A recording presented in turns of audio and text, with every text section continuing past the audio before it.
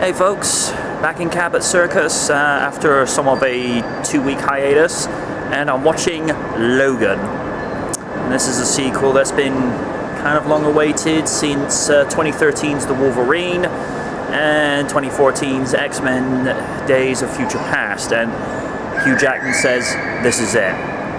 Unless of course Marvel buy out the rights to his character to do an Avengers movie, but I don't see that happening anytime soon, and pretty darn shame, because considering Wolverine was an Avenger.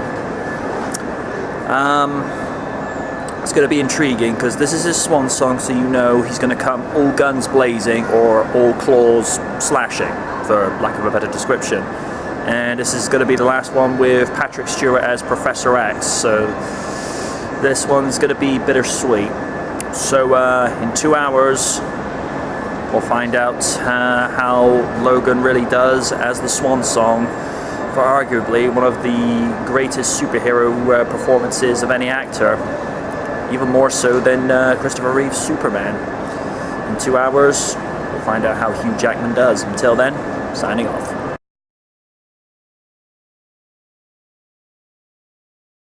Right, you're now watching the spoiler review of Logan, and if you've come here by mistake thinking this is the spoiler-free, I'll give you about 5 seconds to click off so you can go to the spoiler-free review so you don't want anything spoiled. Okay. I'm just going to shoot off the bat and cover the cast performance. Hugh Jackman, best performance he's ever given as Wolverine. You see a man that's becoming very broken. He's at the end. He's pretty much near the end of his life, because the adamantium that's fused with his skeleton is actually now poisoning him and is actually conflicting with his ability to heal as quickly as he would have done back in the day. And he's also caring for a very aged Charles Xavier who's suffering with a form of dementia, which causes him to have seizures and actually freezes people because of the fact he has no means of controlling his telepathic powers.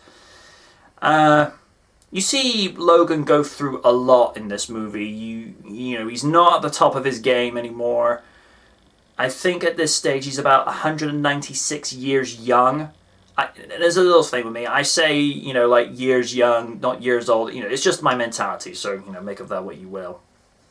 And, you know, considering what this man has gone through, since discovering that he was a mutant, to going through the American Civil War, both World Wars, Vietnam War, the war against the mutants between humans in the early 2000s, to dealing with The Last Stand in 06 that we don't like to speak of, to going back in time, merely his consciousness, to, you know, for X-Men Days of Future Past, to now dealing with having to look after Charles Xavier, who, like I say, doesn't really have a grasp on who and where he is at this point. A couple of times he forgets who Logan is, and you know, in comes this mysterious child that has a connection to Wolverine,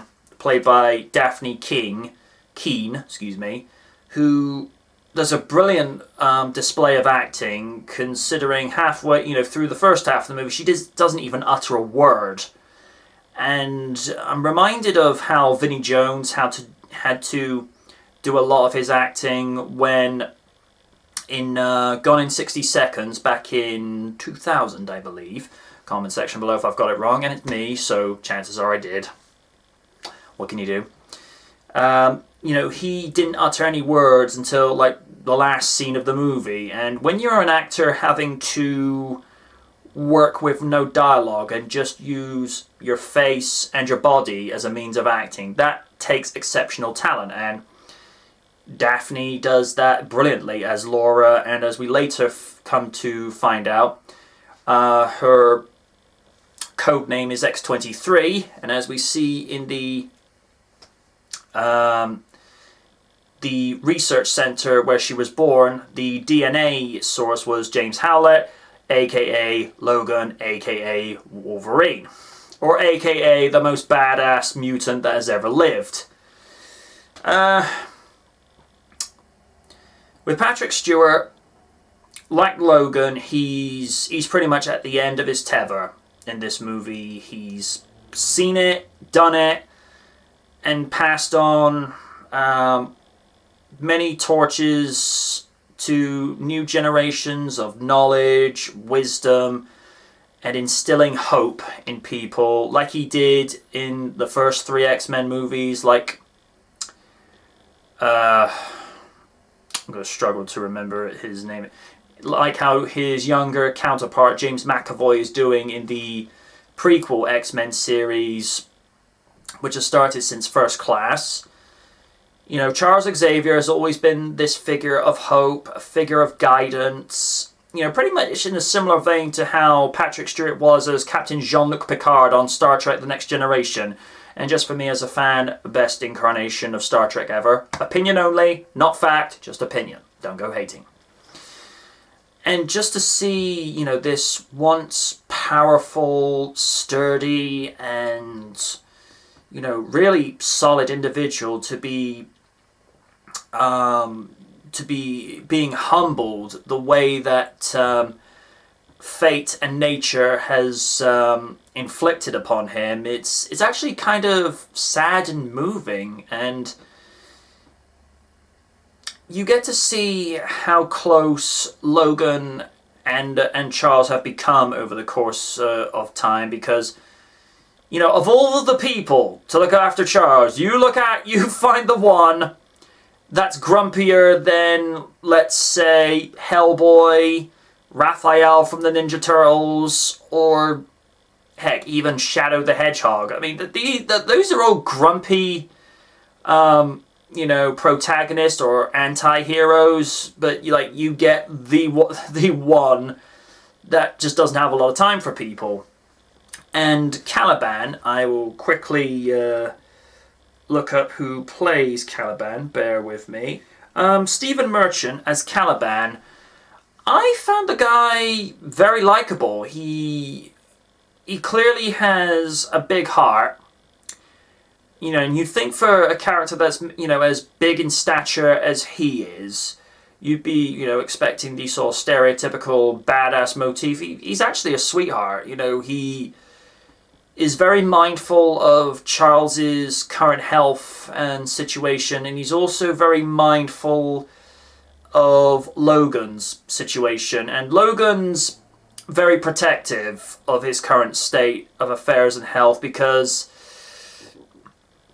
his method of thinking is, look, I don't muscle in, you know, I don't nose into your personal affairs, please keep your nose out of mine. And one of the things you'll notice with this movie, this is not going to be your family's, you know, X-Men movie. This is pretty much more of an adult X-Men movie, because this movie takes no prisoners with regards to the violence and the gore. Because heads will roll. Literally. And like I say, you know, Steven just really plays Caliban as, you know, he's basically... he's basically a big teddy bear. You know, he's only looking out for people to, you know, just for their best interests. I did not like the character of Donald Pierce, played by Boyd Holbrook. The guy, I'm just going to come out flat out and say this, the guy comes across as a narcissistic jackass.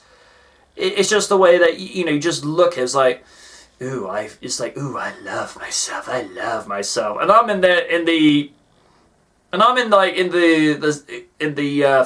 cinema seats going, stop that.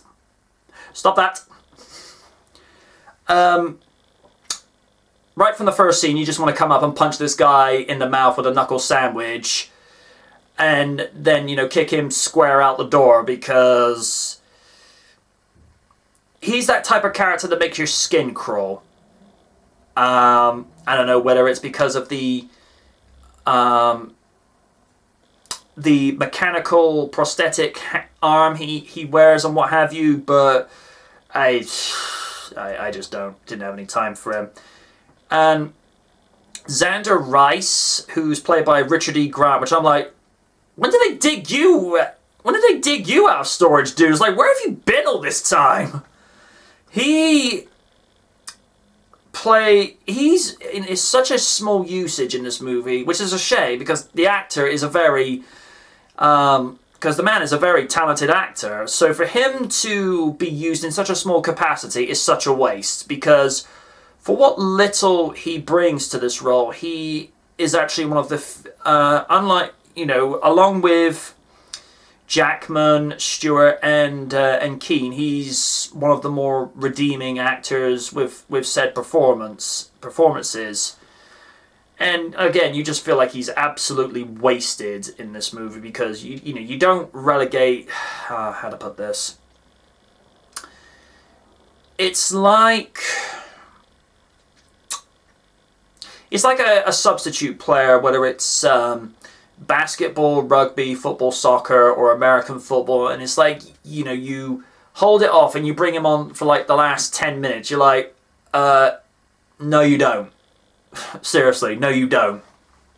So I wasn't happy with that particular aspect of the writing, where like someone like him is relegated to that, but it is what it is.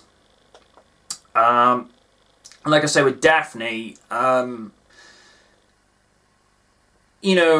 she's pretty much like her father, and I think most people can work out by this stage throughout most of the comic books and throughout this, she is Wolverine's daughter.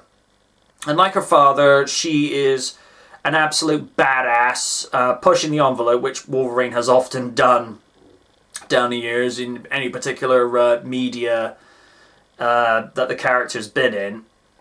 But when he sees her doing what he would do, he's like, hey, don't do that. I'd be like, hey, no, Bob, don't do that. Although the idea of Hugh Jackman going, I was like, oh, that'd be so out of character. It's weird, Logan trying to be good cop, because although Logan's one of the good guys, let me put it this way. I wouldn't class him like the nice guy superhero like Superman, Captain America, or Spidey. Logan's that guy. He will go to bat for you. But, don't expect him to be nice about it. And the thing that I find really touching at the end of the movie, where he's been, he's literally had a number done on him by X-24, which is a feral clone of Wolverine, which is basically all of Logan's primal rage and instinct, but without the control. He's basically been impaled by a dead tree, and it's just this very, very tender moment between Logan and Laura. The two of them have not really had much to say for each other, because Laura kind of questions, why don't you do as you're supposed to? And Logan's like, you're not exactly what I asked for. But it's just this very tender moment where it's basically Logan is accepting her and embracing her as his daughter. And you actually hear Daphne in tears uttering, "Daddy," which I was quite moved by, because I think you can sort of apply that situation to real life. How do you react if your loved one is dying right in front of you? What do you say? And a similar situation with the way Charles dies in Wolverine's arms, after X-24 had done a number on him, which Charles thought was Logan, but it isn't. And you just see the, look of shock to pain, and then you see the hatred resonating within Logan after what X-24 did to him. And, you know, as a swan song for Hugh Jackman's role in this, I think is easily the best performance that he's ever done. I would have preferred that Jackman actually would do more for the future, because I think he has more than enough left in the tank as an actor for this role. But he wanted to go out on top, and, you know, I consider that admirable. It's in the same respect when, you know, an athlete, let's say we use Shawn Michaels as an example from the WWE. He retired once, but then came back when, you know, he was physically able to do so again. And when you look at the match he had with The Undertaker at WrestleMania 26, personally, the match he had the year before had at 25 was easily one of the greatest matches that has ever been seen in the WWE and in professional wrestling as a whole. But the man went out at the very top of his game. He lost, but he went out with a performance that not too many people can match. And I think Jackman looked at, you know, particularly when he was on in an interview with Jerry Seinfeld, he asked, you know, why did you stop doing Seinfeld? It's like, you know, I wanted to be remembered whilst I was good, you know, before it got stale. And I suppose Jackman came to that particular decision, even though in past interviews he said, I'll keep doing this role till I die. And it is a shame that we're not going to see any more roles with Hugh Jackman as Wolverine, because I think he had plenty left in the tank. I think he could have had another 10 years worth, if that. I mean, if he comes back to do the character as a voiceover, that'd be cool. That'd be easily cool. But he, you know, he came into this, left everything out on the field, and, you know, it's actually a touching and moving send-off for arguably one of the greatest superhero performances there's ever been, because Hugh Jackman has played Wolverine 9 times on the big screen. That's including the cameo in First Class back in 2011. And, you know, that actually outdoes Christopher Reeve's run as Superman, although for me, I like to pretend 3 and 4 didn't happen. Just saying. But mind you, in terms of voiceovers, Kevin Conroy's outdone everyone, but that's animated. You know, it still counts, but for live action purposes, you know, Hugh Jackman has lasted way longer than any other actor as any superhero character. And, you know, after 17 years and 9 movies, I would have preferred at least one more. Maybe it's because that's been a little bit of my OCD. I don't know. But it would have been a nice round figure for him to, you know, have a send-off with a 10th performance. But it is what it is. Score is fantastic. The cinematography, you know, to be fair, it's one of the few things 20th Century Fox can't get wrong, if that makes any sense to you, because they've always done really decent cinematography. The sound mix is decent. And special and visual effects, you know, I've yet to see an X-Men movie that has bad special and visual. And just a little reminder for people, a visual effect is not a special effect, because that's something that's done in post-production. Special effect is anything that's practical, like an explosive or a miniature or anything that's done off camera, just to be able for that to be done on screen. So yeah, just putting that out there. But yeah, I thoroughly enjoyed this movie. Like I say, I'm a bit bummed that it's Hugh Jackman's last appearance until further notice, because he says he will do another appearance as Wolverine if it's for the Avengers. Good luck with that. Or to do a team up with Deadpool with Ryan Reynolds. I would so pay money to see that.